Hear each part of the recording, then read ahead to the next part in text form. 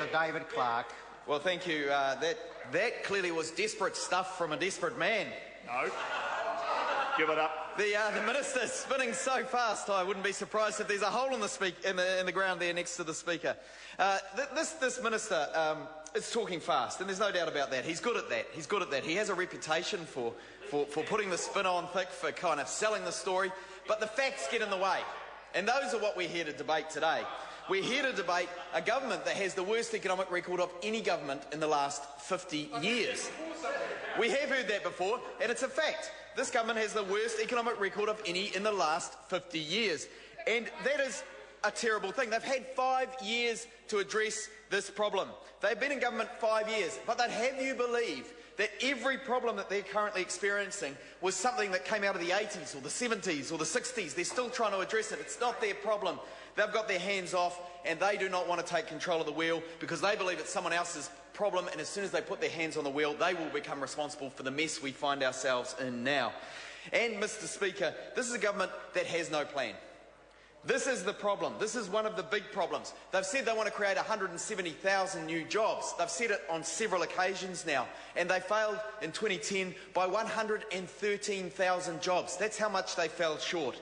That is not even it's not even an honest effort. It is a terrible, terrible indictment on a government that has no plan to generate economic growth other than to try and talk up the words of Mr Joyce, to repeat the lines and to tell New Zealanders that all will get better one day if they just hang on long enough. Well, New Zealanders are losing faith in this government. New Zealanders are disappointed in John Key. He hasn't lived up to the promises that he made, and in fact he has broken more and more. They are seeing in the GCSB situation and in the Sky City situation and in the inaction on housing prices, in the dropping of median wages, a government that is out of touch with New Zealanders and that is making no genuine attempt to rectify the situation. Now let's talk a little bit about the casino deal, because that is something that is dogging this government.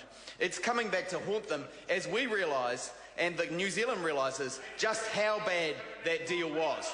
Not only are 8,000 more New Zealanders, Mr Williamson, affected by this deal in a negative way, 8,000 more New Zealanders affected by problem gambling, but all of that harm comes for very little gain. If a transparent process had been run for a convention centre, I think fewer New Zealanders would be concerned. However, this government is determined to do deals with its mates. It seems to lack the ability to do anything transparently. Mr Key denies that he's had any influence, but then we find out he's had dinners. He's had dinners with the Sky City executives. He's told people to explore the Sky City options, cutting those others out of the loop who would have put in for a transparent process and done favours for his mates. Well, New Zealanders see that cronyism. They are growing tired of it. They are growing tired of this government that is failing to deliver on its promises of more jobs. They are growing tired of seeing their young ones disappear to Australia because the wages are better there. They are growing tired of a government that fails to deliver on jobs and a government that has no plan. Mr Key says that New Zealanders are paying a fair amount for their tax. Well, very few people in my electorate agree with him. I've tested this with people in my electorate. I asked them, do you agree with John Key that you're paying about the right amount for your electricity? And they say, no, we are not. Well, the news is Labor has a plan to address that. And that plan will see businesses pay 5 to 7% less per annum. That will give businesses a boost when their electricity bills go down.